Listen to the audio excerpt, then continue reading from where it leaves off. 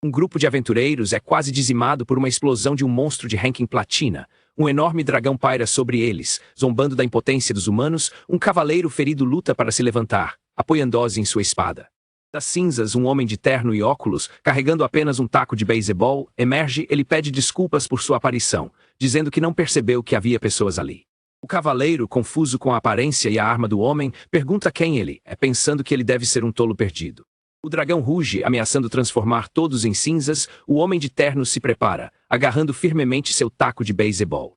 Com um único e poderoso golpe, o homem atinge o dragão, fazendo o sangue da criatura jorrar. O poderoso dragão cai, derrotado com um só golpe. Para o choque dos aventureiros, o homem comenta casualmente que som ótimo. Na manhã seguinte, na Tokyo Adventure Book Company, um homem chamado Keita Sato, 41 anos, solteiro e um funcionário de escritório comum, está trabalhando ao fundo. Sua gerente grita com raiva ao telefone sobre um evento cancelado no último minuto. Keita reflete sobre como, 18 anos atrás, quando ele entrou na empresa, os romances e mangás de fantasia estavam em alta, e ele se sentia sortudo por ter um emprego estável. Sua gerente está furiosa com um grupo chamado Very Good, culpando-os pelo problema. Keita pensa sobre o Very Good, um grupo de streamers de masmorras populares entre os jovens. Ele não entende o apelo de assistir outras pessoas explorarem masmorras online. No ano de 2025, o mundo está na grande era da aventura. Em um grande outdoor, a popular streamer Suiren é exibida. Um painel de transição mostrando um clarão de luz entre os edifícios da cidade. Uma retrospectiva de 18 anos atrás, quando um desastre inesperado de masmorras trouxe monstros ao mundo, forçando a humanidade a lutar. Aqueles que derrotam monstros obtêm itens poderosos, tornando-os aventureiros e heróis admirados por todos. A geração mais jovem, conhecida como nativos das masmorras, cresceu com as masmorras e trata a exploração como entretenimento, transmitindo suas conquistas nas redes sociais. Um painel de transição mostrando um relógio na parede e uma visão do exterior de um prédio de escritórios. Como a realidade se tornou mais emocionante que a ficção, a demanda por publicações de fantasia diminuiu, e a editora de Keita começou a vender mercadorias relacionadas às streamers de masmorras para sobreviver. Keita suspira, sentindo que se tornou oficialmente um velho que não consegue mais entender a cultura jovem. Com a mão na janela do escritório, Keita pensa consigo mesmo: isso é entediante. O chefe de Keita pergunta se ele já está tentando ir para casa. Keita responde que o horário de trabalho já acabou. O chefe de Keita o lembra do incidente com o Very Good e insiste que ele deve ajudar a pedir desculpas aos envolvidos. Uma jovem colega, Madoka Ukai, que é júnior de Keita e responsável pelos assuntos de streamers, insiste que é responsabilidade dela e que não quer envolver seu senpai no problema. Keita diz gentilmente a Ukai que será menos sobrecarregado com 2 pessoas, e ela cora com sua gentileza. A gerente repreende Keita por não ter sido mais cooperativo e sugere que, como um veterano, ele deveria pelo menos se ajoelhar no chão como pedido de desculpas. Keita sorri e diz que se ele pode ser útil apenas se ajoelhando, é um preço pequeno a pagar. Keita diz a Ukai para não se preocupar, pois ela contribui mais para a empresa do que ele.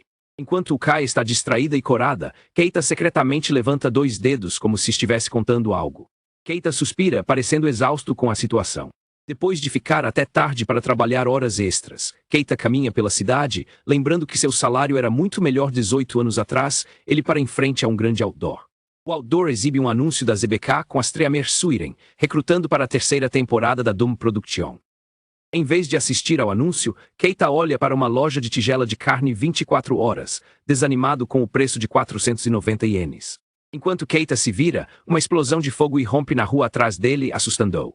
Um grupo de jovens ri, com um deles se gabando da chama que acabara de conjurar. O jovem explica que ser mais escandaloso significa se tornar mais viral, o que lhes renderá mais dinheiro. O jovem olha de relance para Keita, dizendo que não quer acabar sendo um escravo corporativo coxo. Os amigos do jovem zombam de Keita, achando hilário como ele estava olhando para a loja de tigela de carne. Irritado, Keita levanta secretamente 2 dedos novamente, como se estivesse contando silenciosamente. Enquanto espera o trem, Keita reflete que hoje em dia, um aventureiro pode ganhar mais do que um funcionário de empresa. No trem lotado, Keita pensa consigo mesmo: a vida deles é deles e a minha vida é minha. Keita chega em casa tarde, anunciando sua chegada e pedindo desculpas pelo atraso. Sua sobrinha de 16 anos, Ikari Amahara, o cumprimenta calorosamente do sofá e pergunta se ele quer jantar, pois ela fez curry com queijo. Keita relembra que após a morte de seus pais, ele morou sozinho na casa que herdou. Mais tarde, sua irmã voltou com Ikari para morar com ele depois de se separar do marido. Keita acha estranho morar com sua sobrinha adolescente e se preocupa com a roupa dela, mas não consegue dizer nada. Um close-up de uma colher cheia de curry com arroz. Keita come a comida de Ikari e exclama que está deliciosa. Ikari fica feliz por ele gostar de sua comida, dizendo que isso a faz querer cozinhar mais para ele. Keita suspira, dizendo que as refeições são sua única forma de entretenimento em sua vida monótona. Ikari acha isso deprimente. Ikari pisca e diz que colocou todo o seu amor na comida para seu tio. Keita ignora a provocação dela e elogia as cenouras, que estão cortadas em formato de estrela. Ikari fica desapontada com a falta de reação dele. Ikari mostra a Keita uma transmissão ao vivo do Very Good, um grupo de streamers que seus amigos adoram. Keita pensa amargamente que estava trabalhando horas extras para limpar a bagunça deles. Na transmissão, os membros do Very Good falam sobre uma controvérsia recente, afirmando que não tem arrependimentos e que o Japão está errado por não aceitá-los.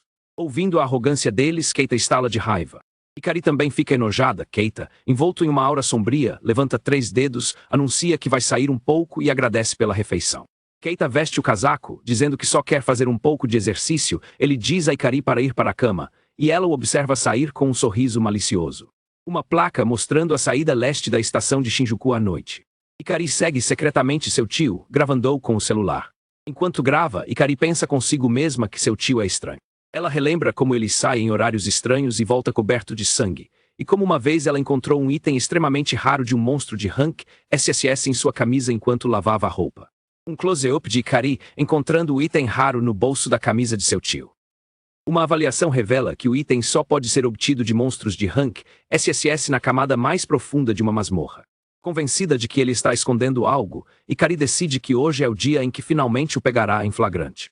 Ela o segue até um grande prédio onde um grupo de pessoas está protestando, exigindo que libertem as masmorras e recuperem Shinjuku. A multidão de manifestantes continua a gritar slogans sobre o futuro estar nas mãos dos aventureiros. Um cartaz no prédio comemora os 18 anos desde o desastre da masmorra. Ikari percebe que o prédio é uma gaiola de batedura e se pergunta por que seu tio viria aqui. Um close-up do rosto confuso de Ikari. Escondida, Ikari observa Keita pagar por 1 hora na gaiola de batedura e o segue furtivamente para dentro. Revela-se que Ikari está registrada como uma aventureira sob o nome de Ikari Nindo, e sua principal habilidade é furtividade SSS. Ikari observa Keita passar pelas gaiolas de batedura normais e entrar em uma porta separada, que se fecha atrás dele, fazendo-o desaparecer. Chocada, Ikari percebe que a porta deve ser a entrada para uma masmorra. A porta exibe um nível recomendado de 140, Ikari fica incrédula que seu tio entraria em uma masmorra de tão alto nível. Keita entra calmamente na masmorra de alto nível, andando por uma ponte. Ikari o segue, preocupada, pensando que até mesmo um aventureiro de rank ouro não duraria 10 minutos lá. Ela se sente um pouco mais segura por causa de sua habilidade de furtividade, mas ainda se preocupa com seu tio, que está andando de forma tão descuidada. Um sapo monstro com pele de diamante aparece de repente. Ikari reconhece os sapos de diamante, criaturas com corpos duros e pele impenetrável, e fica apavorada. O sapo de diamante salta em direção a Keita. Ikari entra em pânico, pensando que um mero empresário será morto instantaneamente. Ikari grita para ele ter cuidado, mas Keita calmamente pega seu taco e se prepara para o ataque do sapo. Com um som estrondoso, Keita acerta o sapo de diamante, fazendo-o explodir. Ele sorri, comentando sobre o ótimo som, deixando Ikari chocada. Keita, segurando o que restou de seu taco agora quebrado, comenta que foi um pouco brutal. Ikari fica chocada por ele ter derrotado um sapo de diamante com um só golpe, lembrando que até mesmo o famoso Seu Owari precisou de 2 golpes com sua espada de 300 milhões de ienes. Ikari lembra que os sapos de diamante são chamados no plural porque sempre atacam em grupos, e de fato mais sapos aparecem. Keita ataca os sapos, gritando que cada golpe é por seu chefe nojento e pelos pirralhos rudes. Ele continua seu ataque, desabafando sua frustração contra os streamers de masmorra egoístas, esmagando os monstros com fúria. Ikari, vendo seu tio tão animado, sente pena dele e tem uma ideia. Ela decide transmitir suas lutas ao vivo e imediatamente começa a receber comentários. Os espectadores ficam maravilhados, percebendo que ele está lutando contra sapos de diamante, que só aparecem nas camadas mais profundas de uma masmorra de alto nível. Eles se perguntam por que ele está usando um terno e onde está seu equipamento. Os comentários na transmissão ao vivo continuam, com os espectadores pedindo para ver seu rosto e se perguntando se um monstro mais perigoso aparecerá. Uma enorme nuvem de poeira explode de uma seção desmoronada da masmorra. Das ruínas emerge a jiboia de diamante, um monstro-chefe, e Ikari grita pelo seu tio, aterrorizada, sabendo que o monstro é muito poderoso para ele lidar. Keita enfrenta a jiboia de diamante e balança seu taco com toda a força, encontrando o ataque do monstro com um som metálico. O impacto do golpe de Keita contra a jiboia causa um enorme estrondo, destruindo parte da parede da masmorra. Após a poeira baixar, a transmissão volta ao ar, revelando Keita ainda de pé, e Kari e os espectadores ficam chocados ao ver que seu tio parece mais musculoso e poderoso do que antes. Com um físico aprimorado, Keita encara a jiboia e a desafia a atacar. Enquanto a jiboia sibila e se prepara para atacar, Kari observa com medo, gravando a cena. Keita tem um flashback de seus tempos de escola, lembrando-se de um colega de classe pedindo para ele fazer suas tarefas de limpeza. O flashback continua, mostrando o jovem Keita sendo pressionado a fazer o trabalho de outra pessoa. De volta ao presente, Keita cerra os punhos, lembrando-se de como sempre ficava com as tarefas desagradáveis. Enquanto ele se lembrava de sorrir através do bullying, sua frustração reprimida finalmente ferve. Um close-up do jovem Keita sorrindo, apesar de ser sobrecarregado. O flashback mostra outros alunos comentando como o jovem Keita sempre sorri e aceita tarefas, dizendo que ele gosta de ajudar os outros, então está tudo bem. Lembranças de ser chamado de velho, perdedor corporativo e de ter que lidar com os problemas de streamers egoístas passam pela mente de Keita enquanto ele se prepara para atacar a jiboia. Com um grito furioso de danese, Keita desfere um golpe devastador na jiboia de diamante. A jiboia se parte ao meio e desmorona, a transmissão ao vivo explode com espectadores incrédulos, e Kari percebe que seu vídeo está se tornando viral. Enquanto o sangue do monstro chove sobre ele, Keita parece poderoso e triunfante, e Kari o declara o melhor tio. Keita solta um suspiro de alívio e Kari, vendo o número de seus inscritos ultrapassar 10.000, sorri e pensa que sente cheiro de dinheiro. Um flashback de 18 anos atrás mostra o início do desastre da masmorra, com a terra tremendo e uma tampa de bueiro chacoalhando violentamente. O flashback continua, mostrando masmorras gigantescas surgindo repentinamente do chão no meio de uma cidade, causando destruição em massa. A cena mostra a escala do desastre, com as estruturas da masmorra destruindo edifícios e causando caos por toda a sociedade japonesa. A mídia e a internet reagem ao desastre com especulação e medo, com uma reportagem de notícias na TV e comentários online refletindo a confusão do público. Enquanto o mundo estava prestes a mudar drasticamente, as pessoas observam a destruição de uma passarela, sentindo a iminente transformação da sociedade. Apesar do caos, um jovem Keita Sato de 23 anos, como outros trabalhadores de escritório japoneses, continua a trabalhar como se nada estivesse acontecendo. No primeiro dia do desastre, a empresa de Keita permite que os funcionários saiam mais cedo. Com os trens parados, há um sentimento de que algo extraordinário está acontecendo. No dia seguinte, no entanto, a normalidade é forçada a retornar, e Keita está em um trem lotado, sendo apressado de volta ao trabalho como se nada tivesse acontecido. Keita reflete sobre como, depois de se tornar um adulto, ele perdeu a motivação, percebendo que hobbies exigem tempo e energia que ele não tem mais. O único hobby que resta a Keita é ir à gaiola de batedura de Shinjuku, onde ele está determinado a obter um certificado de rebatida de 160 km/h. Um close-up de uma bola de beisebol enquanto Keita reflete que, embora possa parecer bobagem, ele não consegue desistir desse tempo para aliviar o estresse. Apesar do cansaço do trabalho, Keita vê a gaiola de batedura como sua única válvula de escape para o estresse, determinado a enfrentar o arremesso de 160 km/h. Keita se prepara, apertando firmemente o taco de metal enquanto se concentra no arremesso de alta velocidade que se aproxima. Com foco intenso, Keita antecipa a trajetória da bola de beisebol, acreditando que pode acertá-la. Enquanto isso, fora da gaiola, o rosto do gerente da loja se contorce de horror ao testemunhar algo terrível acontecendo. Um monstro ataca dentro da área de recepção da gaiola de batedura, causando destruição e pânico. Um painel de transição mostrando uma bola de beisebol rolando no chão em meio ao caos. Um homem é violentamente empalado por um ataque de monstro, mostrando a brutalidade do ataque. Do corpo sem vida da vítima, uma pequena e grotesca criatura monstruosa emerge, revelando a origem do ataque. Um close-up do pequeno monstro que emergiu do corpo da vítima, guinchando. Enquanto as pessoas fogem em pânico, Keita, sem saber do ataque do monstro, fica irritado com o barulho que está interrompendo sua concentração. Um close-up do rosto de Keita, mostrando sua irritação com o barulho, completamente alheio ao perigo. Keita tenta se concentrar novamente em sua rebatida, bloqueando o caos que acontece do lado de fora. Quando uma pequena criatura atravessa a parede, Keita reage instintivamente, acertando-a com um golpe poderoso, acreditando que era uma bola de beisebol.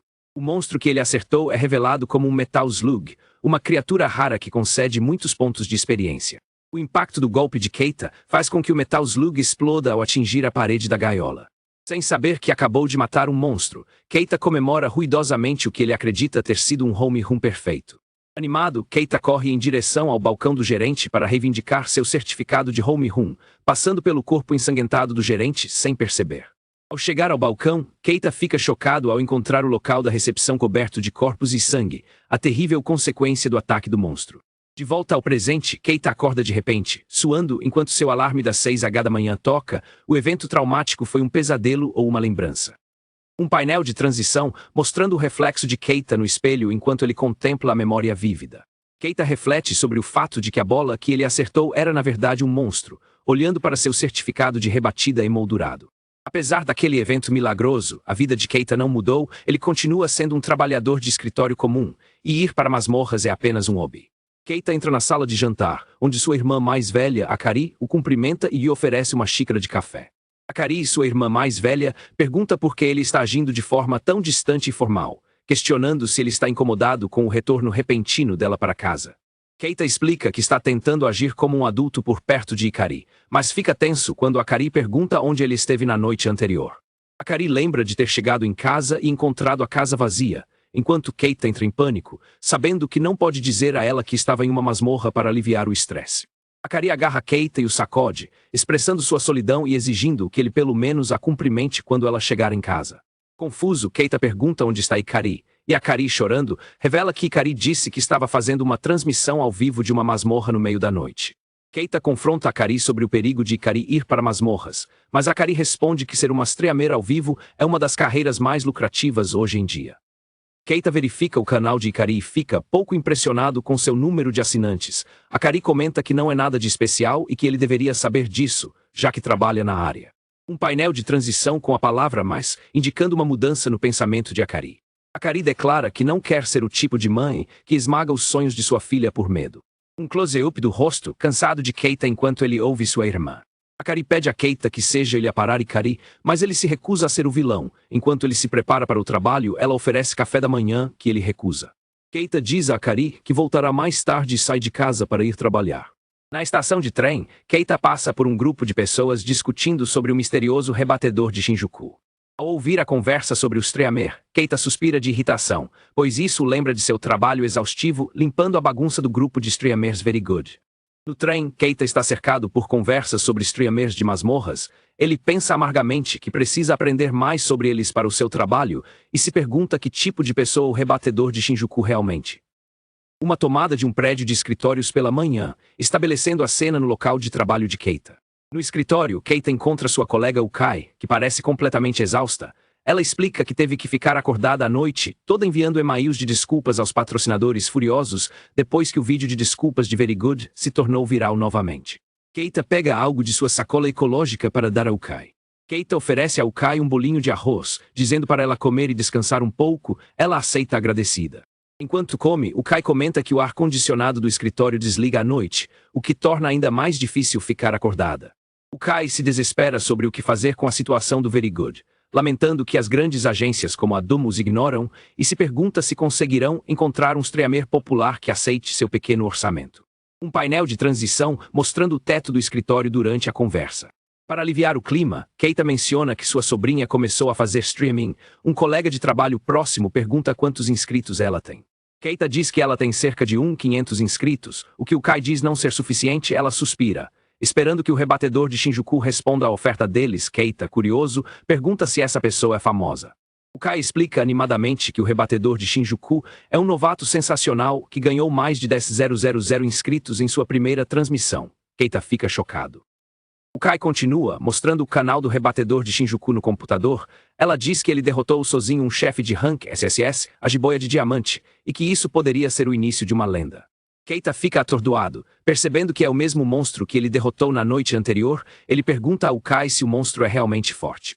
Ukai explica que a jiboia de diamante é um dos chefes mais fortes, com uma redução de 90% de dano físico, e que até mesmo o Very Good foi completamente aniquilado por ela. Em um flashback, Keita relembra a luta, pensando que embora as escamas do monstro fossem duras, sua estrutura interna era frágil e poderia ser danificada atingindo o ponto certo com o taco. Keita se pergunta se ele é o rebatedor de Shinjuku, mas rapidamente descarta a ideia como impossível. Ele conclui que deve ser apenas uma coincidência, já que ele nunca transmitiu suas idas às masmorras, que são apenas um hobby para aliviar o estresse. A gerente de Keita Yukai os lembra que, apesar de seu comportamento problemático, o Very Good era um ativo valioso por seu conteúdo controverso que beirava o viral. Com uma expressão fria, a gerente ordena que eles cortem os laços com o Very Good imediatamente e encontrem rapidamente um substituto. Keita e Yukai ficam chocados quando a gerente lhes diz para esperar trabalhar horas extras até que um substituto seja encontrado. Parecendo derrotados, Keita e Yukai recebem a ordem de voltar ao trabalho da gerente. Um painel de transição de um sino de escola tocando, indicando uma mudança de cena para a escola. Na escola, Ikari está animadamente olhando para seu telefone, feliz que o canal Rebatedor de Shinjuku atingiu 17.000 inscritos. Sua amiga, Mia, pergunta ceticamente se ela tem um sugar daddy. Mia adverte Ikari que transmitir alguém sem permissão é ilegal e que ela pode se meter em problemas, observando que seu tio não parece ser do tipo que gosta de atenção. Ikari descarta a preocupação, dizendo que seu tio é alérgico à cultura jovem e nunca descobrirá. Mia revela que a gaiola de batedura que o tio de Ikari frequenta foi atingida durante o desastre da masmorra há 18 anos. Ikari e Mia discutem sobre os muitos portões de masmorra ao redor de Shinjuku, observando que, embora alguns sejam gerenciados pela Guilda de Aventureiros do Japão, a maioria é usada livremente pelos aventureiros por conveniência. Mia se inclina e diz a Ikari que seu tio usa um portão particularmente perigoso que leva diretamente à camada mais profunda da masmorra. Enquanto uma imagem da entrada da gaiola de batedura é mostrada, Mia explica que até mesmo um grupo de alto escalão poderia morrer se entrasse de forma imprudente. Ikari declara com orgulho que seu tio é um badass, enquanto Mia observa com preocupação. Mia pergunta a Ikari se é correto expor seu tio, que tem sido um benfeitor para ela, sem sua permissão. Ikari parece culpada. Mia suaviza, dizendo que entende que seria uma pena desistir de um vídeo com 1 milhão de visualizações. Ikari, com uma expressão triste, concorda com a cabeça. Ikari promete a Mia que contará a verdade ao seu tio. Mia diz que isso é o melhor a fazer. Ikari acrescenta de forma brincalhona que contará a ele depois de se tornar bilionária, para o choque de Mia.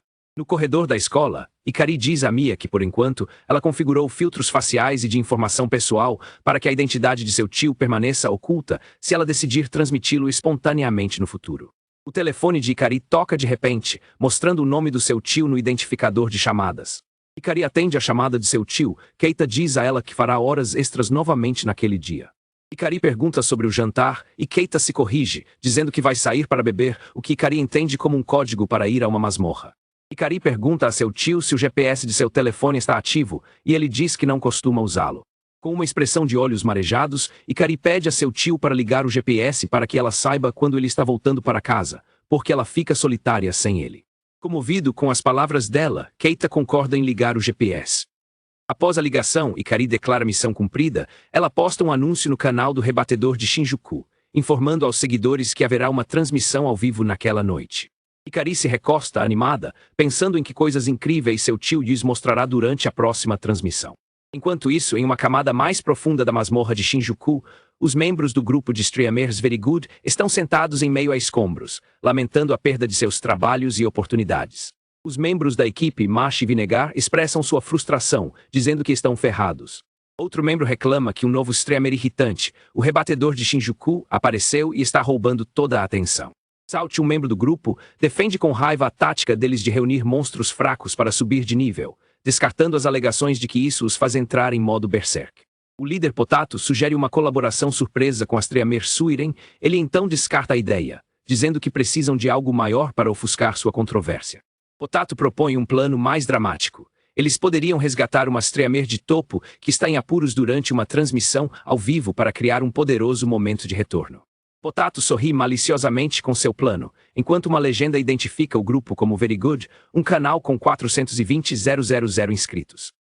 Naquela noite em Tóquio, Keita conta mentalmente até 3, ele está com sua colega Ukai e reflete que a situação é frustrante, pensando que as pessoas devem ser compensadas adequadamente por seu trabalho.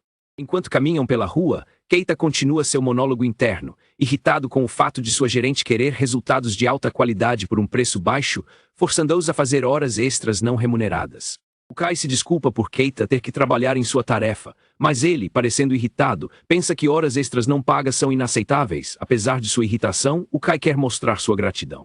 Ukai insiste em pagar um ramen para Keita como compensação. Ele recusa educadamente, citando as regras de conformidade da empresa, que desaprovam que funcionários homens e mulheres comam juntos.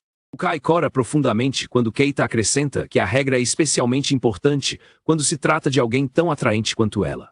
Keita se despede educadamente, curvando-se e desejando ao Kai uma boa noite antes de ir embora. Enquanto se afasta, Keita sente um calafrio de alívio, feliz por ter evitado casualmente qualquer rumor no escritório sobre assédio indesejado. Deixada para trás, o Kai fica corada e com o coração acelerado com o que Keita diz. Um painel de transição mostrando uma mudança de cena para a noite. Keita chega à gaiola de batedura e paga 500 ienes por uma hora, como de costume. Enquanto Keita entra na área de batedura, o balconista lhe deseja um bom divertimento.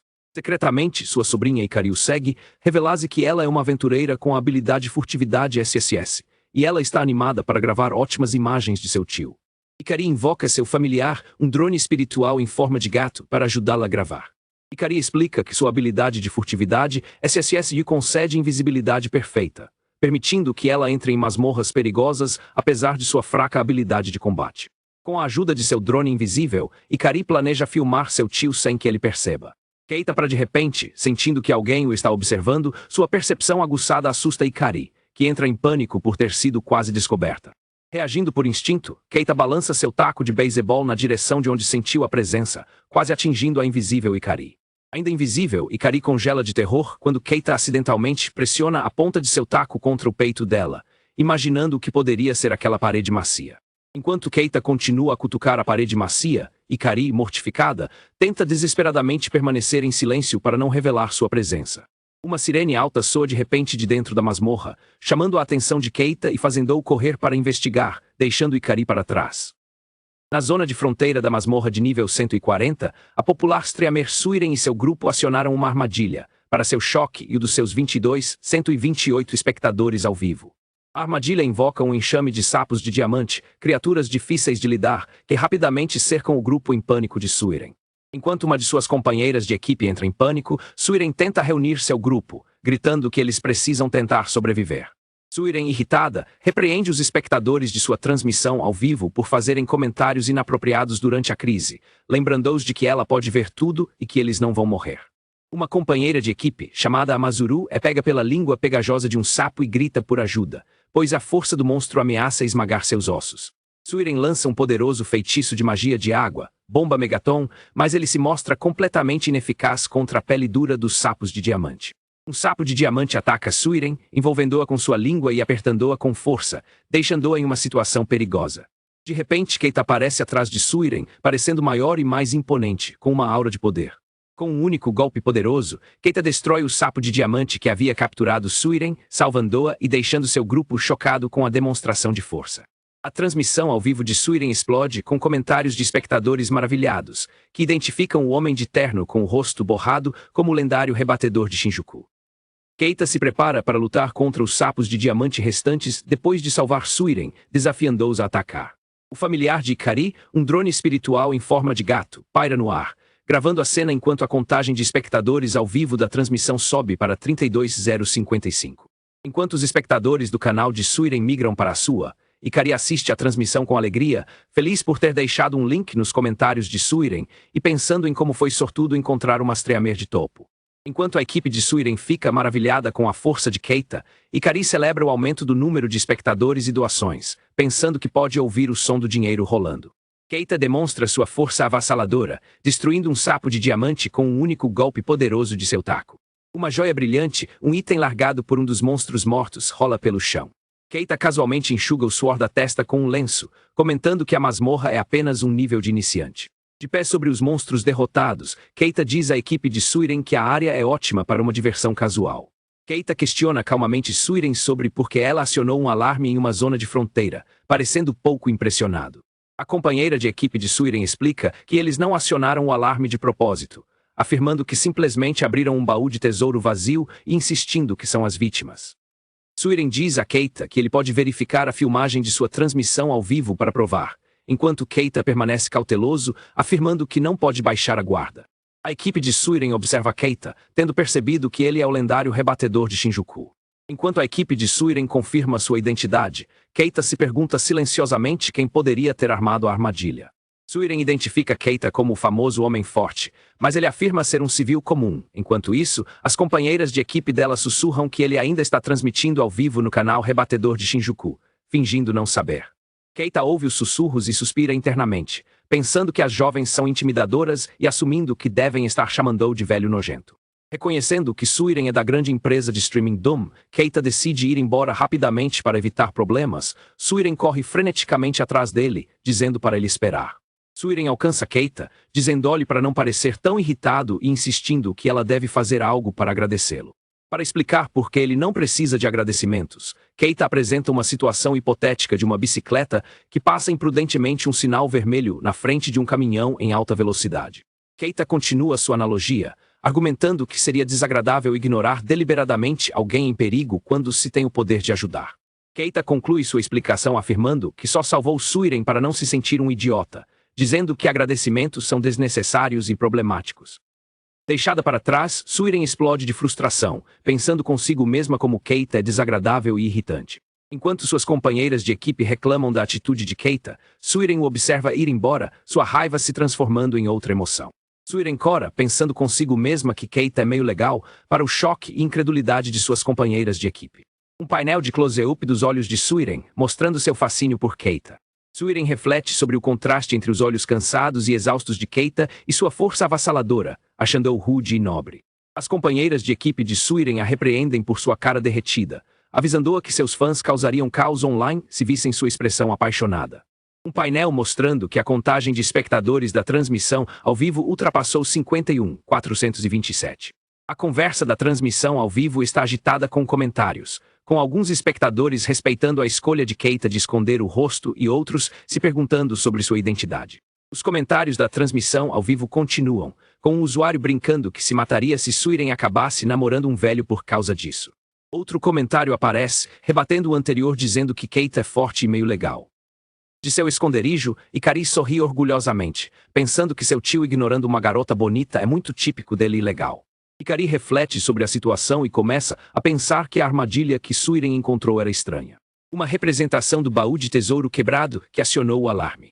Ikari explica o sistema de habilidades de aventureiro, comparando-o a uma árvore crescendo reta.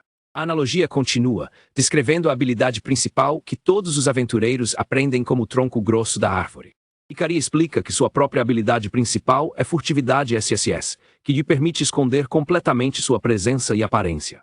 Ikari explica que à medida que os aventureiros sobem de nível, eles adquirem subhabilidades, que são como galhos crescendo do tronco. Ikari demonstra suas subhabilidades, Arte Ninja B, transformando seu familiar em um drone e avaliação, que ela usa no baú de tesouro quebrado. A avaliação revela que o baú é um baú de tesouro quebrado nível 11, e a conversa da transmissão ao vivo comenta sobre o uso da habilidade. Os espectadores da transmissão ao vivo especulam que o baú é de uma camada superior e deve ter sido trazido deliberadamente para mirar em Suiren. O familiar de Ikari se pergunta se alguém tentou um ataque de MPK, Monster Player Killer, que envolve o uso de monstros para atacar outros aventureiros. Percebendo que o culpado ainda pode estar por perto, Ikari tem uma ideia.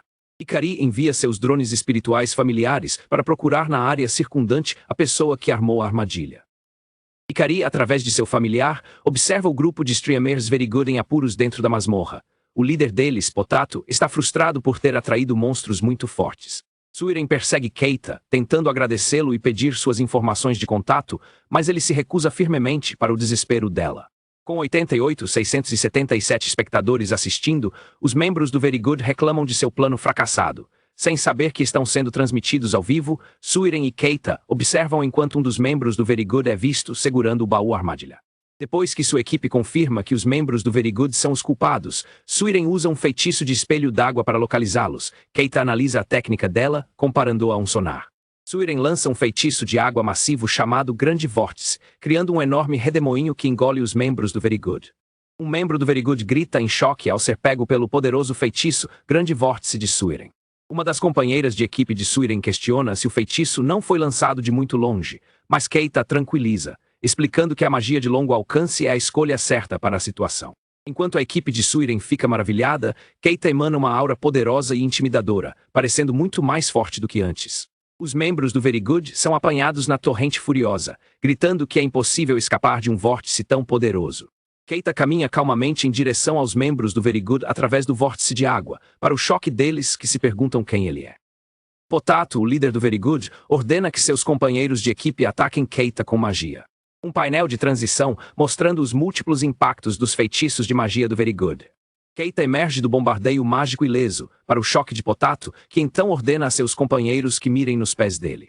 O chão sob os pés de Keita desmorona, fazendo parecer que ele está caindo no vórtice de água.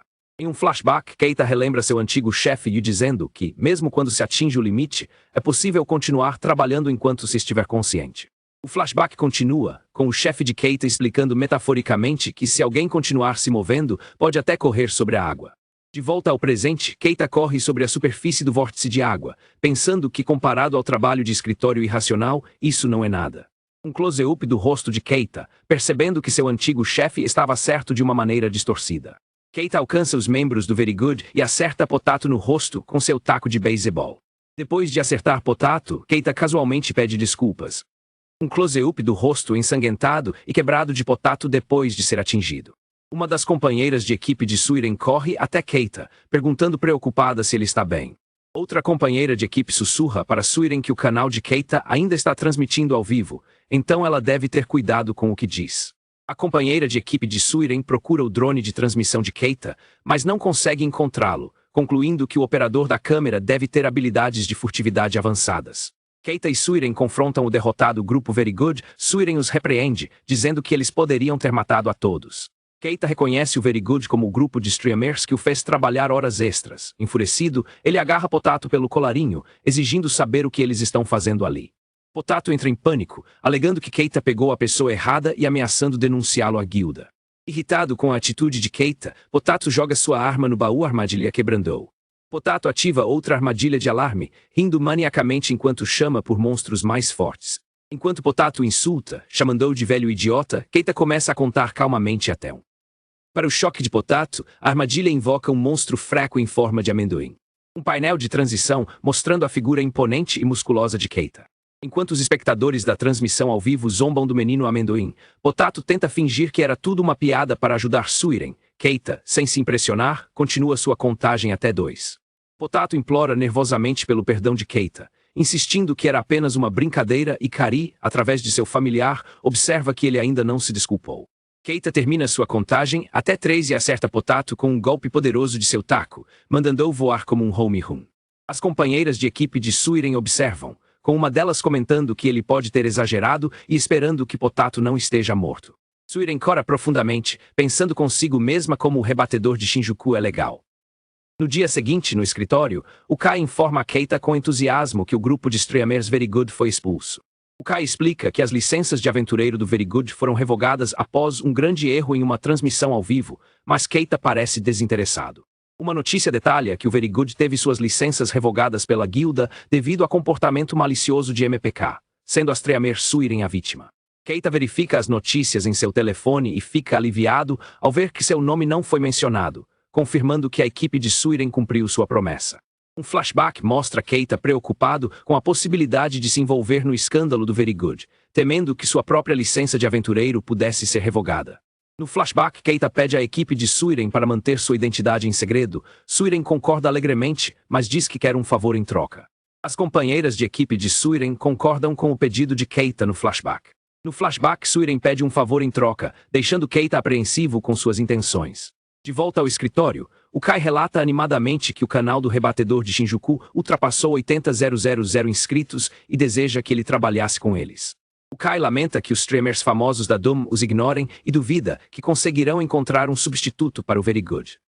Keita recebe uma mensagem de Suiren com adesivos fofos e um cumprimento amigável. Keita fica irritado ao receber a mensagem, pensando que trocar contatos com Suiren seria um incômodo. O Kai pergunta se ele recebeu o spam. Keita mente para o Kai, dizendo que a mensagem era um spam de uma jovem tentando atraí-lo para um aplicativo de namoro. O Kai, chocada, diz que também já recebeu esse tipo de mensagem de spam. O Kai conta uma história sobre golpes em aplicativos e pergunta a Keita se ele usa o mesmo aplicativo que ela. Ele confirma, dizendo que o usa para contatar a família. Animada com a coincidência, o Kai pede alegremente para trocar informações de contato com Keita. Keita entra em pânico internamente, tentando desesperadamente encontrar uma desculpa para recusar o pedido de Kai. O Kai sorri, feliz por finalmente ter encontrado uma oportunidade natural para pedir o contato de Keita, algo que ela desejava há algum tempo.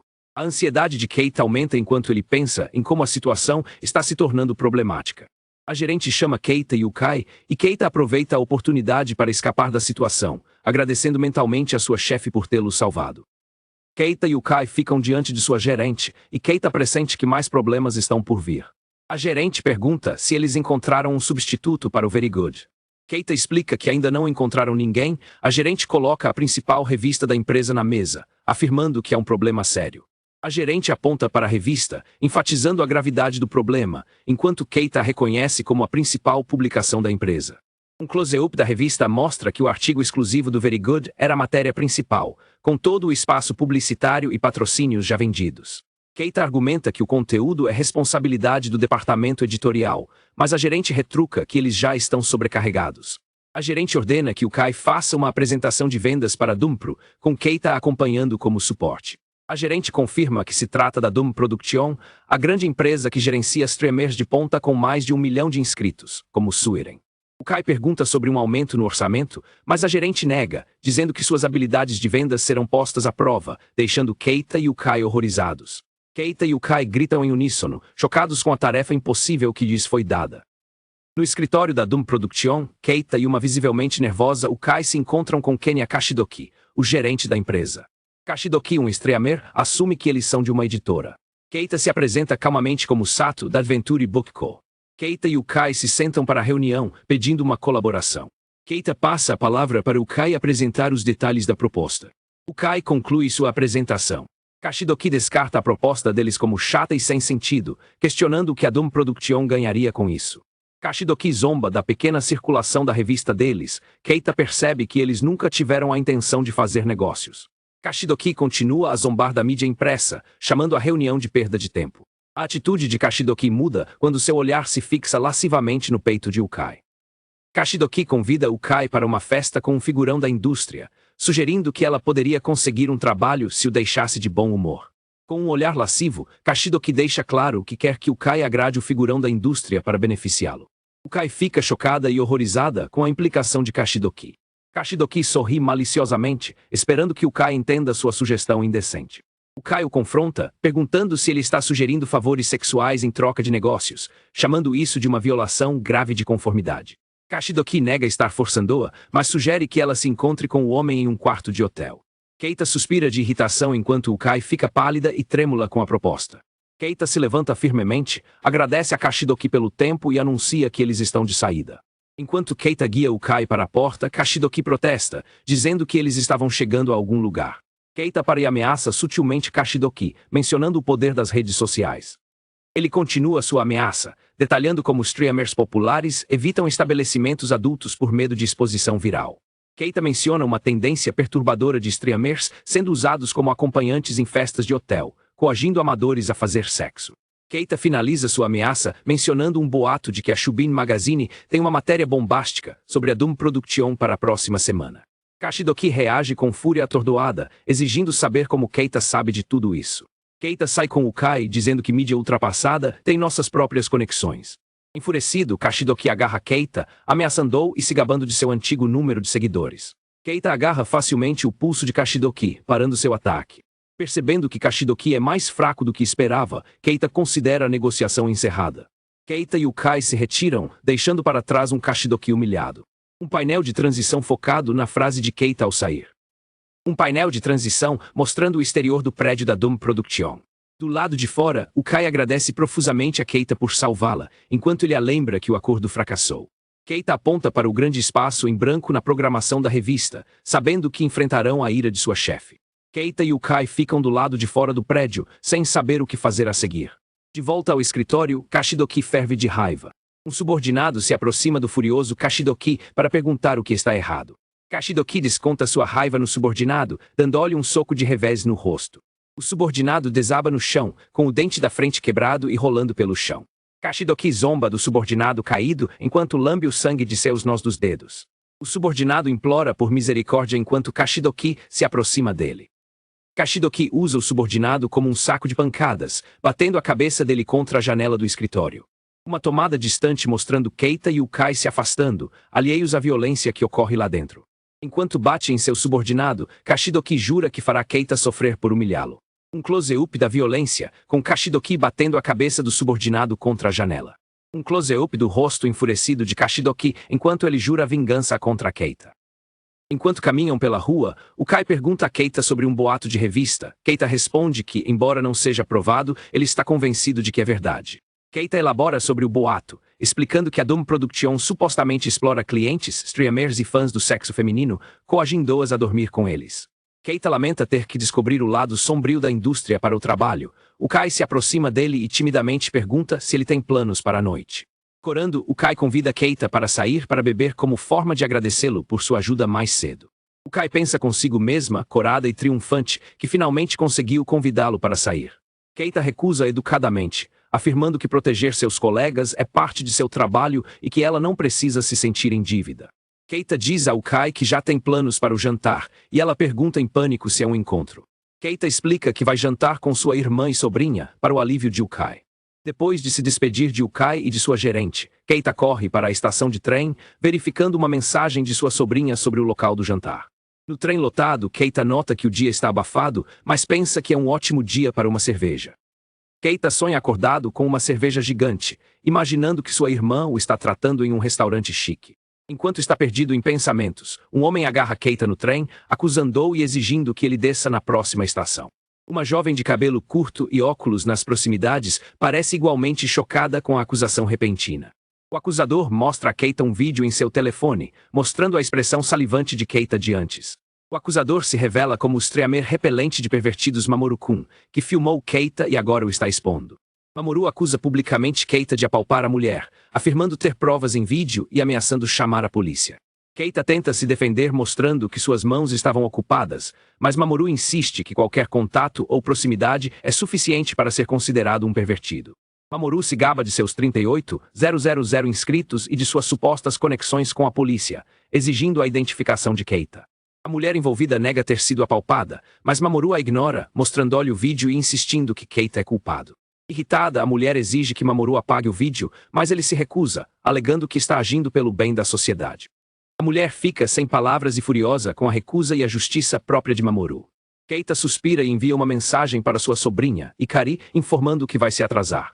Keita pede educadamente à mulher para descer com ele na próxima estação, para testemunhar aos funcionários da estação que ele é inocente. A mulher concorda em ajudar Keita a esclarecer o mal-entendido com os funcionários da estação. Mamoru, o streamer, sorri de forma presunçosa, indicando que seu plano está funcionando. De repente, Mamoru foge do trem, gritando esqueçam enquanto escapa. Enquanto Mamoru foge, ele grita tarado para Keita, e os outros passageiros começam a sussurrar e a julgar Keita. Os passageiros continuam a fofocar maliciosamente, chamando Keita de pervertido e planejando postar sua foto online para alertar os outros. Keita percebe que algo está errado, pois os passageiros começam a espalhar rumores maliciosos em uníssono, ignorando os fatos. Keita percebe que foi vítima de uma armação e que os outros passageiros provavelmente são cúmplices. A mulher tenta ir atrás de Mamoru, mas Keita impede e seus óculos caem no chão durante a comoção. Keita decide não perseguir Mamoru, pensando que isso só causaria mais problemas e incomodaria os outros passageiros. Refletindo sobre a situação, Keita suspeita que Kenya, o gerente da Doom Production, está por trás da armação.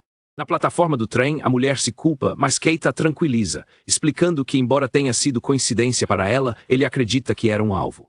A mulher diz a Keita que tem uma pista sobre o porquê de alguém como Mamoru a ter como alvo. Keita responde que também é um alvo, chamando isso de uma espécie de ressentimento reverso. A mulher sugere que a situação pode se tornar problemática se as coisas se complicarem mais tarde. Para se precaver, a mulher mostra seu telefone, que exibe uma foto sua em trajes de aventureira, e pede para trocarem informações de contato. Keita concorda hesitantemente em trocar contatos. Enquanto isso, em uma loja de conveniência, sua sobrinha Ikari se preocupa com o tipo de problema em que ele se meteu. Ikari revela para si mesma que sua mãe não virá ao jantar e que isso foi uma mentira. Um painel de close-up reforça que a menção de sua mãe vir foi uma mentira de Ikari.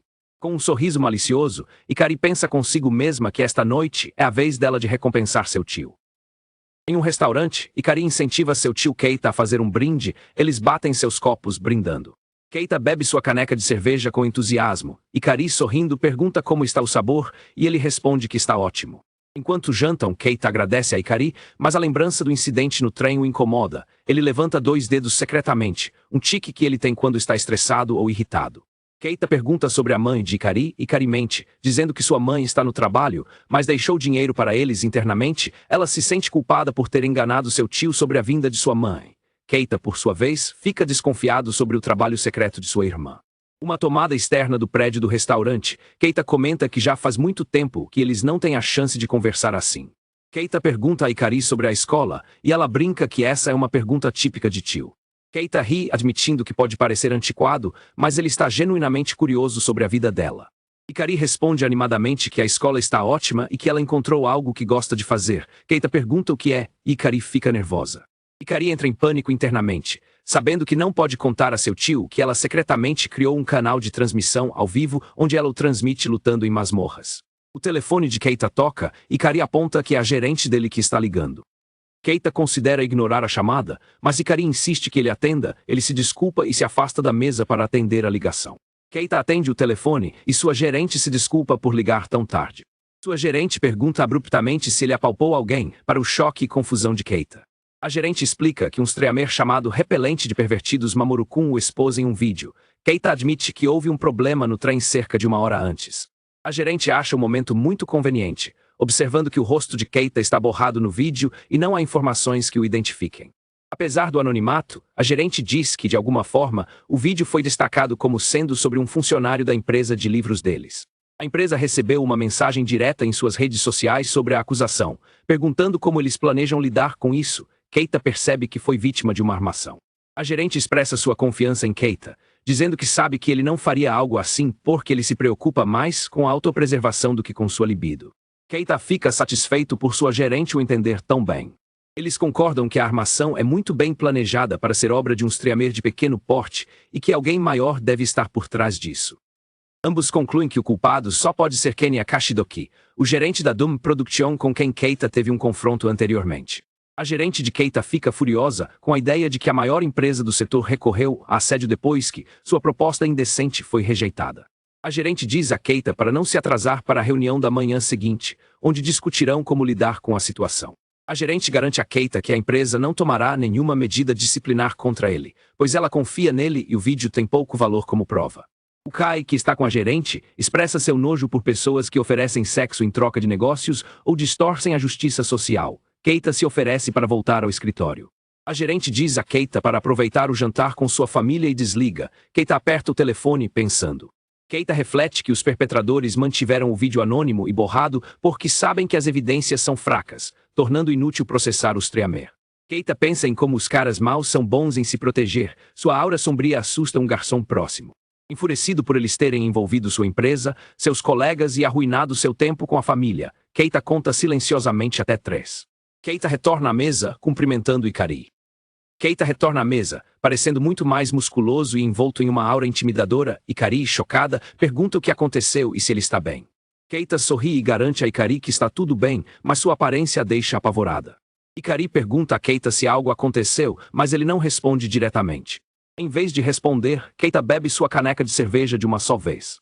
Keita admite que houve um pequeno problema no trabalho. Ikari diz a ele para não se preocupar com ela e oferece para pegar um táxi para casa para que ele possa voltar ao trabalho. Ele lhe dá dinheiro para a passagem. Keita insiste que ela fique com o troco como dinheiro de bolso para compensar por ter estragado o gesto gentil dela e sai apressado. Ikari decide que não vai deixar seu tio sozinho. Ela anuncia uma transmissão ao vivo no canal Rebatedor de Shinjuku, para o entusiasmo de seus seguidores. Em uma tomada externa da gaiola de batedura de Shinjuku à noite, Keita pede para usar por 1 hora. O balconista confirma a taxa de 500 ienes, mas Keita diz a ele que tem outros planos para esta noite. Keita pensa com raiva no líder da indústria, que força as pessoas a dormirem com eles por negócios. Seus pensamentos se voltam para o streamer que arma para as pessoas por assédio sexual, chamando-o de escória imunda. Keita declara que está indo para o Palácio dos Íncubos para espancar os monstros cheios de luxúria até virarem polpa. O Palácio dos Íncubos é uma masmorra perigosa que se assemelha ao Distrito da Luz Vermelha de Shinjuku. Kabukicho é um lugar caótico, onde muitas vidas foram perdidas durante o desastre das masmorras, e está cheio de monstros e demônios nascidos do desejo sexual. Enquanto monstros que representam vários fetiches vagam pelas ruas, Keita chega, dizendo que vem aqui de vez em quando para enfrentar os demônios. Um demônio da luxúria, atraído pela aparência de Keita, grita grande, musculoso, forte. Keita se prepara para atacar, determinado a esmagar o monstro. Com um poderoso golpe de seu taco de beisebol, Keita manda o monstro da luxúria voando pelo ar. O monstro se choca contra um prédio e explode. Keita, de pé triunfante, comenta que não há nada melhor do que explodir bastardos obcecados por sexo. Keita reflete sobre o estresse acumulado de sua vida corporativa, incluindo abuso de poder, assédio e falsas acusações que ele tem guardado dentro de si. Com uma expressão determinada, Keita declara que vai descarregar toda a sua frustração reprimida nos monstros da masmorra. Um painel de transição mostrando Keita dando um passo à frente, pronto para continuar sua fúria. Escondida e transmitindo ao vivo, Ikari olha para seu telefone, assustada com a descrição do demônio do fetichismo sexual que seu tio está enfrentando. Ikari, usando sua habilidade de furtividade SSS, observa aterrorizada, sabendo que os demônios no Palácio dos Íncubos são resistentes a danos e sujeitam suas vítimas a atos sexuais se as derrotarem. Enquanto isso, Keita grita com um monstro, chamando-o de bastardo imundo que apalpa pessoas em trens lotados. Keita desfere um golpe devastador na virilha de um demônio, gritando que vai arrancar seus órgãos genitais. Ikari fica assustada com a violência, enquanto os espectadores do Livestream comentam que Keita parece estar de muito mau humor e se perguntam o que pode ter acontecido. Keita continua sua fúria, amaldiçoando os idiotas cérebro na virilha que exigem favores sexuais em troca de negócios enquanto derrota mais monstros. Enquanto Keita fica em meio aos monstros derrotados, um espectador envia um superchat de 10.000 ienes, esperando que ele coma algo delicioso para aliviar o estresse, e Ikari fica animada com a doação. Keita para por um momento, examinando a área para garantir que não há mais inimigos imediatos por perto. Enquanto a transmissão atinge a monetização e os superchats continuam a chegar, Ikari sonha em ganhar uma fortuna para que seu tio possa largar o emprego. Ikari fantasia sobre um futuro onde ela e seu tio possam passar o resto de suas vidas juntos como streamers de sucesso. De repente, um clarão de luz atravessa o ar e atinge o chão perto de Keita com um baque, causando uma pequena explosão. Keita se vira, surpreso, para ver uma grande lança cravada no chão onde a explosão ocorreu. A lança libera uma poderosa esfera de energia. Keita salta para trás para evitar a explosão e, em seguida, atinge a esfera com seu taco, desviando-a. A transmissão ao vivo de Ikari é subitamente interrompida. Em pânico, ela se pergunta se o drone foi destruído ou se seu tio descobriu que ela o estava transmitindo. Um painel de transição focado na lança, que vibra com poder após a explosão. A lança desaparece do chão e reaparece na mão de uma nova aventureira, uma mulher com cabelo azul e um traje de batalha. A misteriosa mulher avança rapidamente em direção a Keita, atacando-o com sua lança. Keita bloqueia habilmente o ataque da mulher com seu taco de beisebol, e as duas armas se chocam com um som metálico. Um close-up do olho da mulher enquanto ela continua seu ataque contra Keita. Enquanto eles se enfrentam, a mulher de repente para e grita "espere", congelando no meio da batalha. Um close-up do rosto de Keita enquanto ele segura seu taco contra a lança da mulher. Um close-up do rosto da mulher, com os olhos sombreados mostrando sua reação surpresa. Percebendo que Keita é um humano e não um monstro, a mulher fica chocada com seu erro. A mulher se curva profundamente, pedindo desculpas profusamente pelo ataque equivocado. Keita diz à mulher para ter mais cuidado com o que a cerca, e ela se desculpa novamente, explicando que não achava que mais ninguém estaria na área. Escondida, Ikari percebe que Keita não a notou, graças à sua habilidade de furtividade SSS. Ikari deduz que sua transmissão ao vivo foi cortada porque seu drone familiar foi pego na explosão do ataque de área da mulher. Ikari fica chocada ao reconhecer a mulher como Senna, a dançarina da lança, uma streamer de alto nível da Doom Production com mais de 1 milhão de inscritos e conhecida por ser a mais forte atacante física solo. Ikari, assistindo secretamente, percebe o potencial viral de uma colaboração entre seu tio, Suiren, e a recém-chegada Senna, ficando extremamente animada. Convencida de que a colaboração entre seu tio, Suiren e Senna será lendária, Ikari decide retomar a transmissão ao vivo, usando seu familiar drone para filmar. Para evitar problemas por transmitir a transmissão oficial de Senna, Ikari decide borrar o rosto dela e silenciar a conversa antes de retomar a transmissão ao vivo.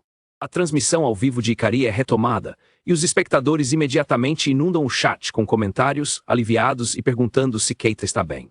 Apesar do rosto borrado, os espectadores da transmissão ao vivo começam a reconhecer Senna, e o chat explode em choque e incredulidade. Enquanto Senna pergunta a Keita se algo está errado, os espectadores da transmissão ao vivo enlouquecem, enviando superchats e expressando seu choque ao vê-la. Keita sente que está sendo observado, mas descarta a sensação como imaginação, sem saber que Ikari o está filmando secretamente. Keita questiona se o ataque de Senna foi um erro, ela se desculpa, alegando ter problemas de visão e tê-lo confundido com um monstro. Uma explicação sobre as armas dos aventureiros, destacando que, embora a maioria seja comum e replicável, existem algumas armas lendárias que não podem ser reproduzidas. A lança de Senna é revelada como uma dessas armas lendárias, chamada Gai Bolga Destruição. Keita reconhece a mulher como Senna, uma das streamers mais bem ranqueadas da Doom Production. Keita lembra de ter visto Senna em um programa de música popular de Ano Novo, esperando que ela não esteja transmitindo ao vivo no momento. Keita examina os arredores e, não vendo mais ninguém, conclui que está sozinho com Senna. Keita questiona a desculpa de Senna sobre a visão ruim, e ela explica que óculos podem quebrar em combate. Keita a acusa de mentir.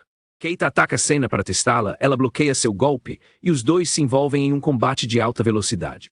O tom de Senna muda de brincalhão para sério enquanto a batalha entre ela e Keita se intensifica.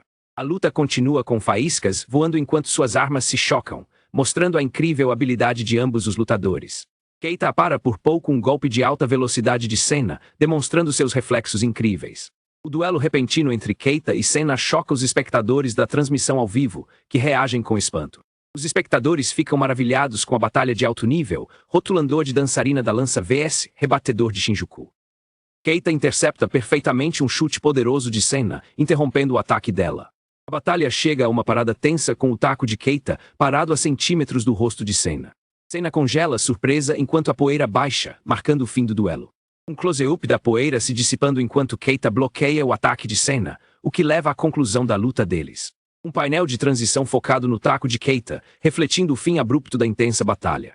Após a luta, Senna expressa sua surpresa, observando que o taco de Keita não parece ter nenhum poder mágico e se pergunta se é apenas um item comercial comum. Keita confirma que seu taco é um item alugado de uma gaiola de batedura. Senna, impressionada, pergunta se sua técnica é baseada na arte do bastão, mas ele nega. Keita revela que suas habilidades de luta são apenas imitações de um filme de Kung Fu que ele gosta, que ele pratica sozinho durante as horas extras no trabalho. Senna fica chocada ao saber que as habilidades de Keita são apenas imitações. Keita então a confronta, afirmando que sabe que a história dela sobre ter uma visão ruim era uma mentira. Keita confronta Senna, explicando que percebeu que ela luta de olhos fechados. Ele admite que lutou com ela para confirmar que seu primeiro ataque exigia uma reação mais rápida do que a visão, e que ele tinha uma razão para suspeitar de como ela luta. Keita pergunta a Senna se morrer não é assustador, enfatizando o verdadeiro medo por trás da morte de um aventureiro. Keita explica que o terror de ser derrotado por um monstro mais forte pode quebrar o espírito de um aventureiro, mesmo que seu corpo reviva. Keita se desculpa por se intrometer, mas diz que se arrependeria se não dissesse nada. Senna agradece pelo conselho dele. Senna confessa a verdade. Ela tem muito medo de abrir os olhos. Ela revela que sua habilidade principal é o olho da mente.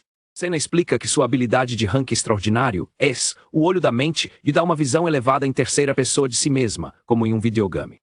Senna continua, explicando que a habilidade melhora seus reflexos e velocidade de reação, fazendo com que o tempo pareça desacelerar ao seu redor. Senna revela que adquiriu a habilidade há 18 anos, aos 4 anos de idade, durante o desastre da masmorra, chocando Keita, escondida, e Kari fica aliviada por sua habilidade de furtividade SSS estar além da detecção de Senna. Em um flashback, Senna relembra o dia em que foi separada de seus pais e atacada por uma horda de monstros durante o desastre. O flashback mostra o caos do desastre da masmorra há 18 anos, com monstros destruindo a cidade e pessoas fugindo em pânico. No flashback, uma jovem Senna é perseguida por goblins e um deles a ataca com suas garras. O flashback mostra as garras de um goblin cortando os olhos da jovem Senna enquanto ela grita de dor e terror. O flashback mostra uma tomada de um prédio com gritos de agonia, ilustrando o caos e a destruição. Um painel de flashback com efeitos sonoros e um grito de raiva de bastardos. No flashback, um Keita mais jovem e ferido segura a criança ferida, Senna, gritando de frustração por não ser forte o suficiente para proteger as pessoas a tempo. No flashback, o jovem Keita conforta a criança ferida, prometendo protegê-la no presente. Senna relembra seu salvador e se pergunta onde ele está agora. Keita pergunta sobre os pais dela. Senna se desculpa por ter se aberto tanto e diz que eles estão seguros, para o alívio de Keita. Senna pergunta sobre a experiência de Keita durante o desastre. Ele responde que também passou por momentos difíceis e que só conseguiu sobreviver, sem poder ajudar ninguém. Keita tem um flashback doloroso de quando chegou a um abrigo e descobriu que era tarde demais para salvar o menino que ele havia prometido proteger.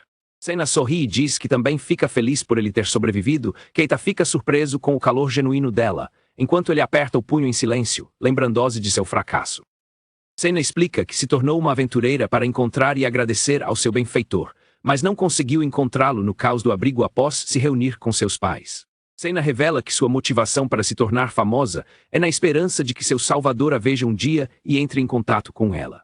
Sena confessa que desde aquele dia, ela tem muito medo de monstros e não consegue lutar com os olhos abertos, por isso ela luta sozinha. Keita observa que ela percebeu a habilidade dele rapidamente. Sena diz que foi principalmente por instinto, e Keita comenta que ele pode fazer algo semelhante.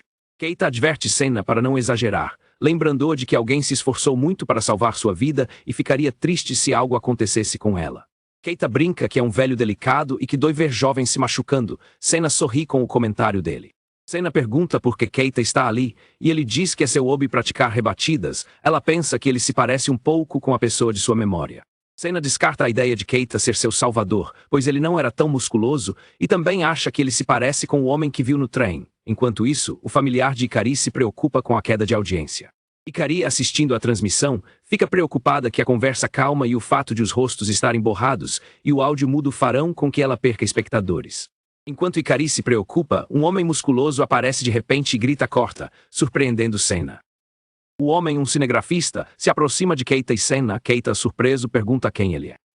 O homem se apresenta como Dan, um cinegrafista freelancer encarregado da filmagem de Sena. Quando Keita pergunta se ele está transmitindo ao vivo, Dan declara com orgulho que é um artista e odeia transmissões ao vivo por não permitirem edição.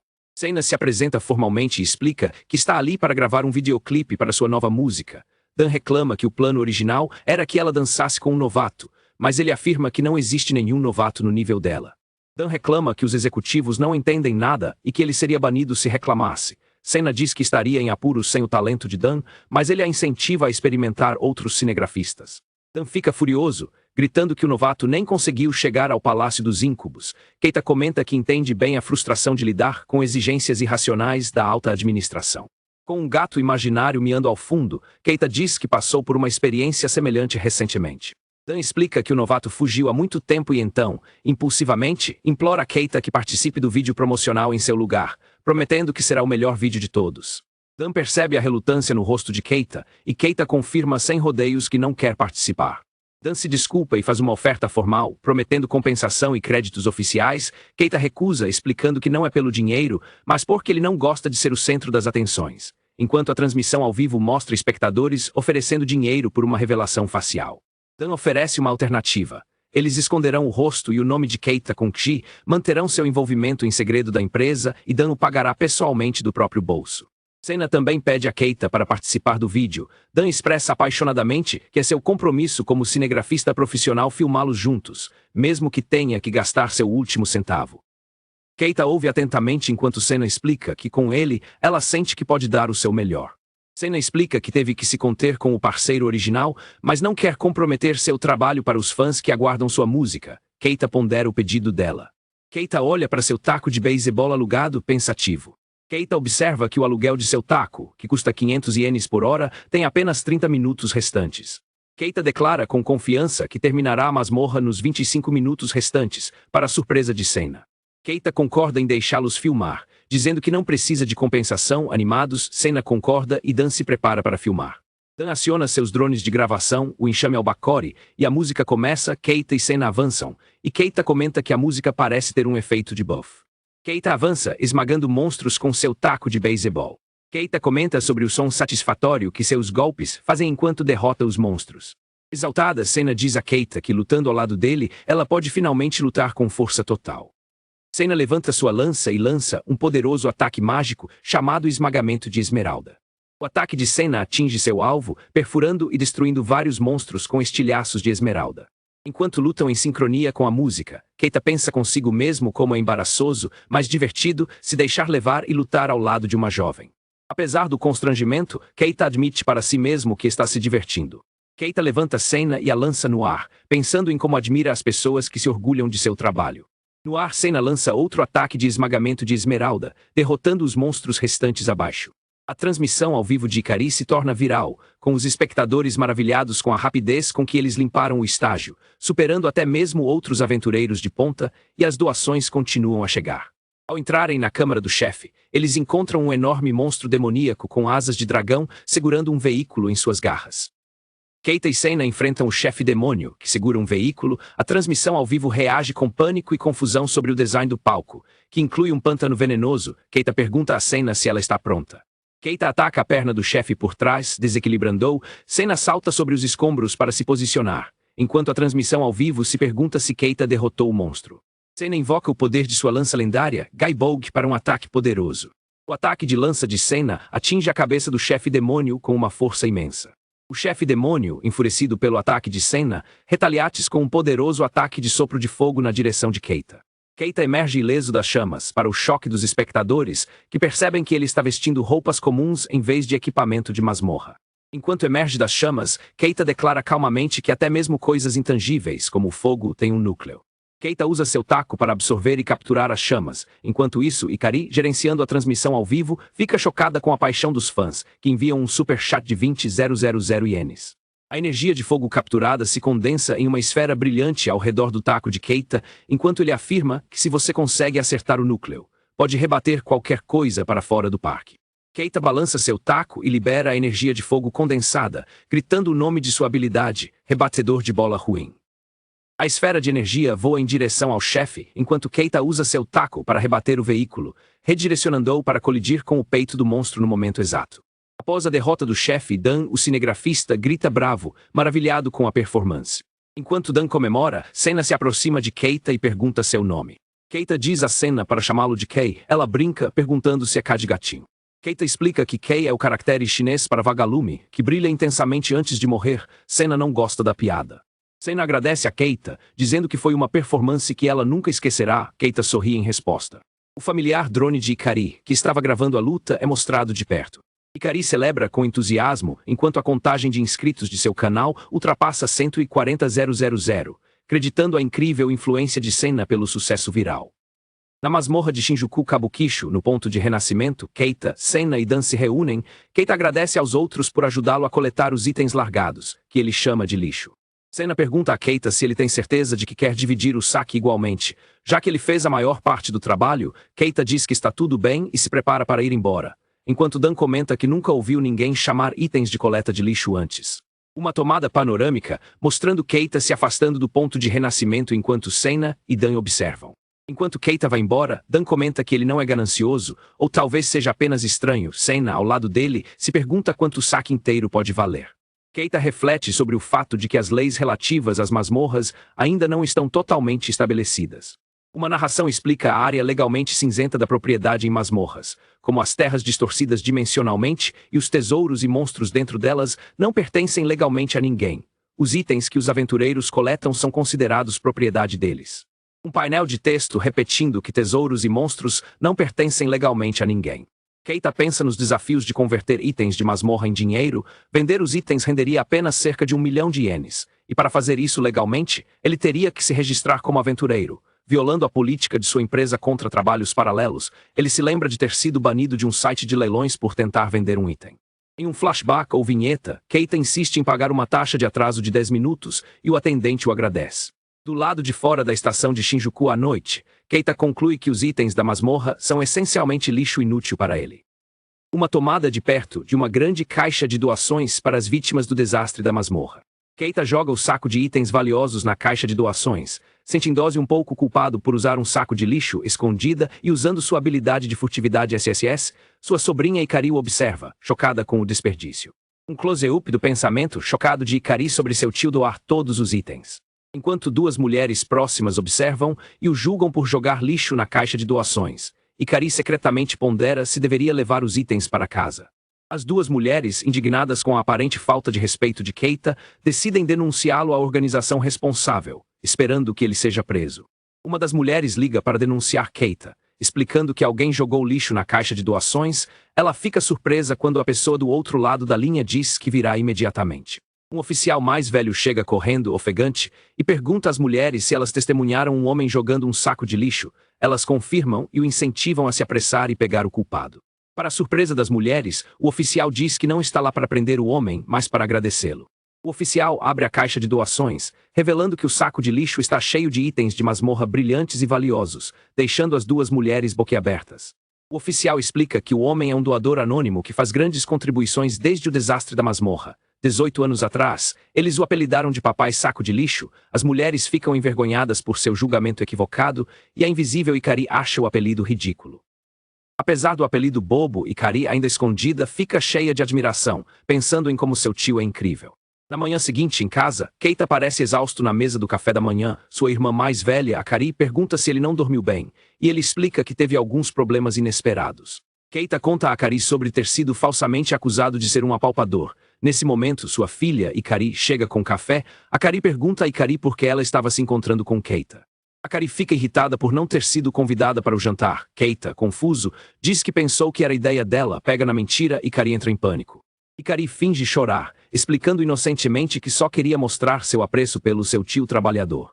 A atuação de Ikari funciona, e tanto Akari quanto Keita ficam sem palavras, incapazes de repreendê-la. Akari diz a Ikari que mentir é errado, mas que ela pode ir da próxima vez. Keita agradece a Ikari por sua consideração. Aliviada, Ikari então pergunta sobre a falsa acusação. Depois que Keita explica a situação, Akari e Ikari explodem de raiva em seu nome. Akari defende Keita furiosamente, dizendo que é ridículo acusar um homem que doa dinheiro há 18 anos de ser um apalpador. Keita tenta acalmá-la. Ikari também incentiva seu tio a revidar. Keita recusa, mas se sente grato pelo apoio inabalável de sua família. Enquanto Keita reflete sobre o apoio de sua família, Ikari secretamente envia uma mensagem para sua amiga Mia com um link para o vídeo do streamer repelente de pervertidos Mamoru-kun, pedindo ajuda para lidar com o problema. Um painel focado em Ikari enquanto ela envia a mensagem de texto secretamente. Ikari segura seu telefone, determinada a proteger seu tio, enquanto sua mãe, Akari, a repreende por usar o telefone durante a refeição. Enquanto janta, a mãe de Ikari, Akari, a repreende por usar o telefone, mas Ikari está ocupada enviando uma mensagem para sua amiga Mia, pedindo ajuda com o problema de seu tio em troca de qualquer coisa. Keita comenta como é bom ser jovem e não entender de redes sociais. Ikari sugere que seu tio seria popular nas redes sociais, mas ele diz que não tem nada para mostrar. De repente, seu telefone toca com uma chamada do trabalho. Keita atende uma chamada de sua gerente, que o informa que Kashidoki da Doom Production solicitou uma reunião para fazer as pazes. Keita, desconfiado, prefere não ir.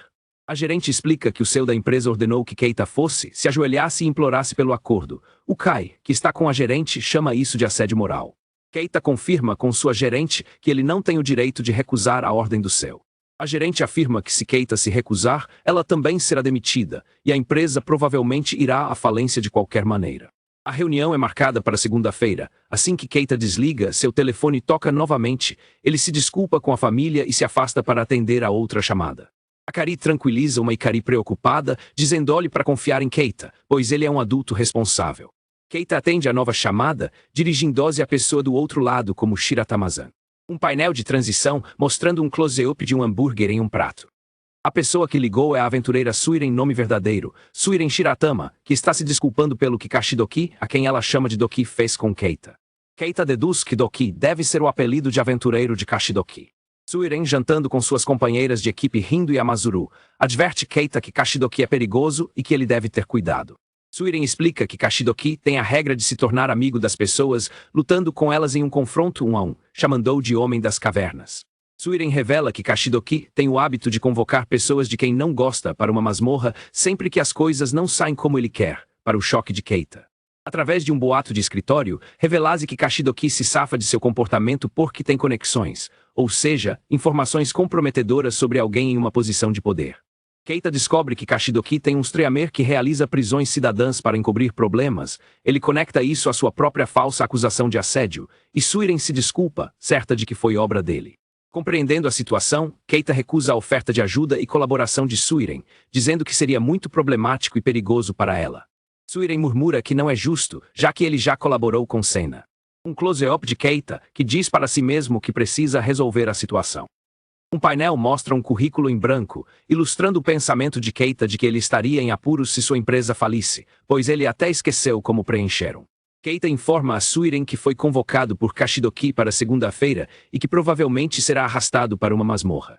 Keita descreve cinicamente o trabalho de vendas como combinar velhos com outros velhos, que são egoístas, covardes e desprezíveis. Enquanto Suiren acha o tom de Keita assustador, suas companheiras de equipe concordam com a avaliação dele sobre os vendedores serem escória. Keita continua, dizendo que até a escória precisa fazer seu trabalho para que o mundo funcione sem problemas, e diz a Suiren para não se preocupar com ele ser espancado durante o horário de trabalho. Keita explica que não quer crédito ou uma promoção porque isso o levaria a uma posição de gerência sem sentido, com mais trabalho e menos salário.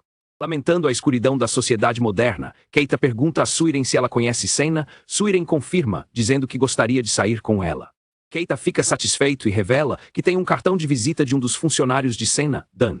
Ele planeja pedir a Dan para ligar para ela em seu nome para ajudar a resolver as coisas à moda antiga. Na segunda-feira, às 19h, Keita chega à estação de Shinjuku para a reunião. Ele observa dois homens, suspeitando que eles estão carregando armas escondidas e estão lá para impedi-lo de escapar. Keita deduz que a verdadeira ameaça está atrás dele. Um homem se aproxima, chama-o de pervertido e encosta uma faca em seu lado. Keita finge estar aterrorizado. Percebendo que está sendo sequestrado abertamente, Keita continua a fingir pânico enquanto seu captor lhe diz para calar a boca e acompanhá-lo.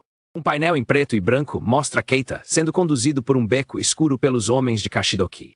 Enquanto é empurrado, Keita finge estar com dor, mas pensa consigo mesmo que tudo está indo de acordo com o plano, enquanto uma pequena câmera de drone registra o sequestro.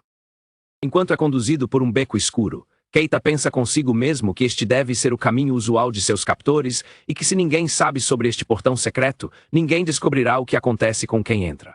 Chegando a um prédio de karaokê, que serve de fachada para a masmorra de Shinjuku, zona de nível 15 a 20, Keita percebe que seus captores têm a intenção séria de matá-lo.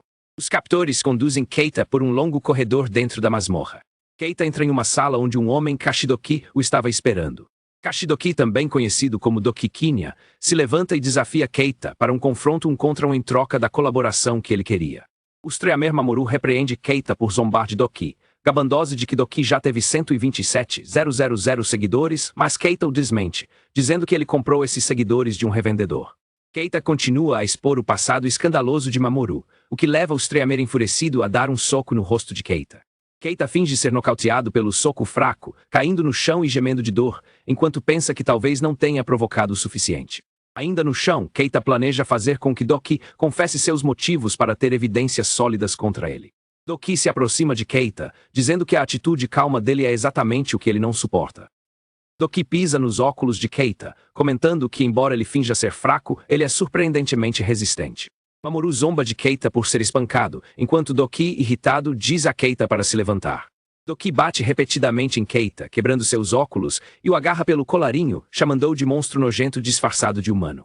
Apesar dos ferimentos, Keita encara Doki sem medo, e Doki percebe que Keita poderia matá-lo a qualquer momento. Doki invoca sua espada em chamas, a espada flambé, e desafia Keita para um duelo contra para se tornarem amigos. A espada de Doki queima intensamente, enquanto seus capangas observam. Doki avança para atacar Keita, gritando que vai matá-lo se ele se recusar a lutar.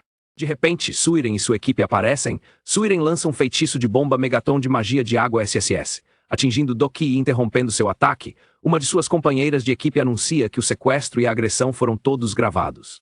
Keita ajusta calmamente seus óculos, enquanto Doki, encharcado, olha chocado para Suiren, percebendo que tudo foi uma armação. Doki percebe que, mesmo que as masmorras sejam lugares sem lei, suas ações têm limites, e ele não pode contar com seus privilégios de aventureiro para escapar das consequências. Mamoru tenta se justificar para Suiren, alegando que eles estavam apenas punindo um pervertido, mas uma voz o chama de mentiroso.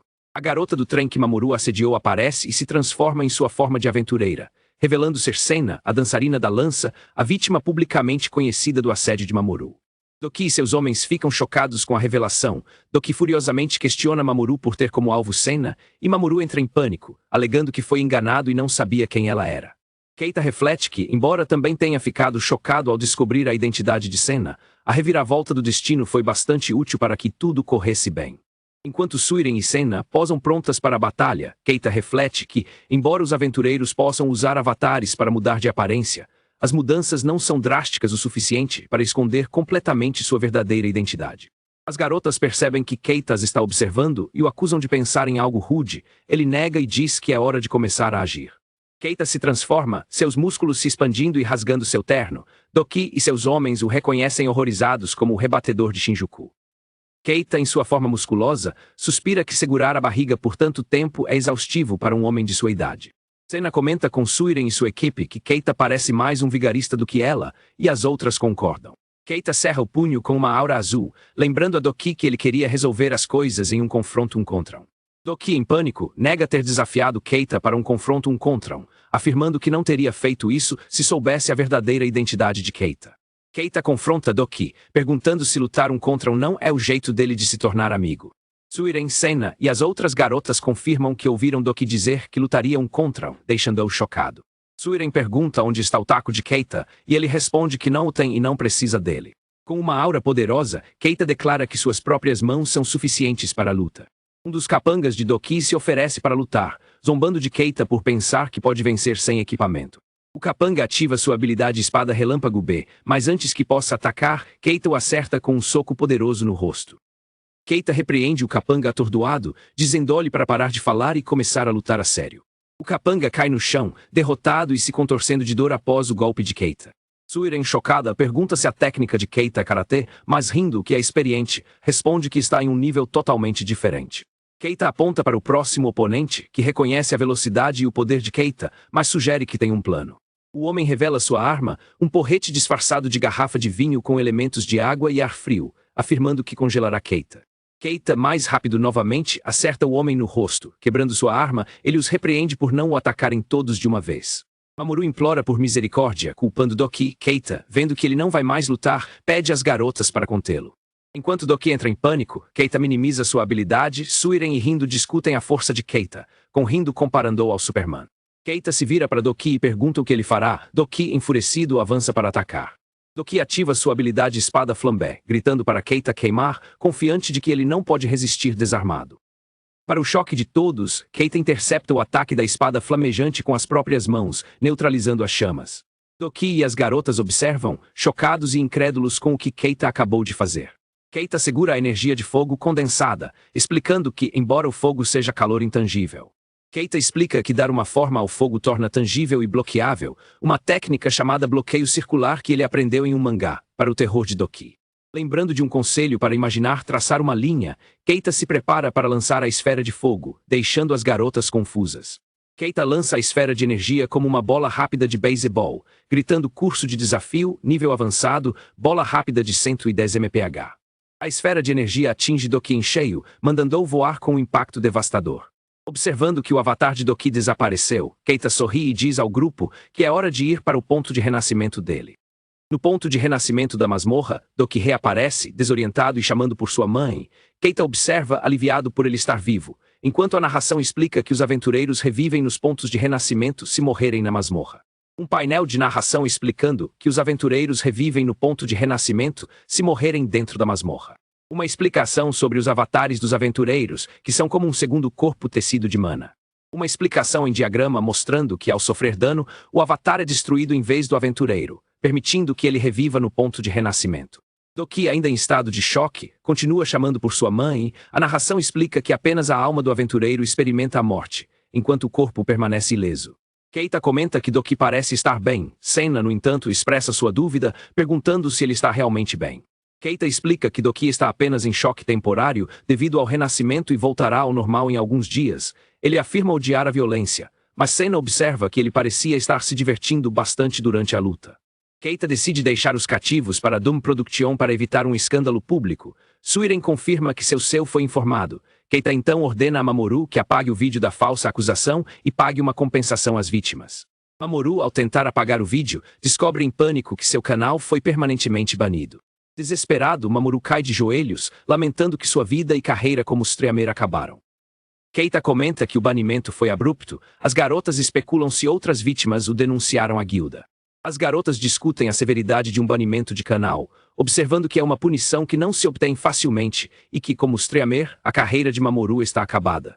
Suiren observa que um banimento requer evidências sólidas. Keita se lembra de como sua sobrinha, Ikari, ficou chateada e começou a mexer no celular depois que ele lhe contou sobre a falsa acusação. Keita rapidamente descarta a suspeita, pensando consigo mesmo que Ikari é apenas uma criança normal e que não poderia estar envolvida. Com a situação resolvida, o grupo sai da masmorra. Suiren, faminta, sugere com entusiasmo que eles saiam para comer algo. Uma das companheiras de equipe de Suiren se vira para Keita e Senna, convidando-os para se juntarem à celebração após entregarem os cativos. Keita sorri e concorda em pagar a refeição de todos como agradecimento pela ajuda. Suiren agradece a Keita com entusiasmo, corando de felicidade. No restaurante, Keita pede para se sentar em uma mesa separada do grupo de garotas, para a confusão de Suiren, que reclama que isso anula o propósito de saírem juntos. Keita explica com um sorriso que odeia a ideia de ser tratado como um sugar daddy. Suiren reage com indignação, gritando como ousa. Enquanto o grupo segue Keita por um beco, a invisível Ikari os observa secretamente. Hikari liga para sua amiga Mia, perguntando se pode se juntar à celebração. Mia concorda, desde que Hikari apague da próxima vez, e Hikari concorda com entusiasmo. Mia pergunta se Hikari está filmando e fica impressionada por ela saber que não deveria. Ela a provoca, chamando-a de sensata, mas também do tipo de garota fofa que ela não gostaria de ter em sua família, para a indignação de Hikari. Mia pergunta se Hikari vai manter em segredo de seu tio que foram elas que baniram o canal de Mamoru. Hikari diz que não pode contar a ele como elas invadiram a casa de Mamoru e coletaram evidências de seu laptop, pois foi praticamente um crime. Hikari tenta justificar suas ações como justiça social, mas Mia aponta que essa lógica é exatamente a mesma que a de Mamoru. Uma tomada externa do restaurante real à noite, onde o grupo está celebrando. No restaurante, Sena diz a Keita que ele é uma pessoa e tanto, ele insiste que é apenas um funcionário de escritório comum, mas ela retruca que a definição dele de comum é completamente distorcida. Rindo acrescenta que funcionários de escritório comuns não fazem streaming. Keita responde que ele também não faz. Suiren, chocada e confusa, pergunta a Keita: "Você transmite, não é?" Keita, parecendo genuinamente perplexo, repete a palavra transmitir.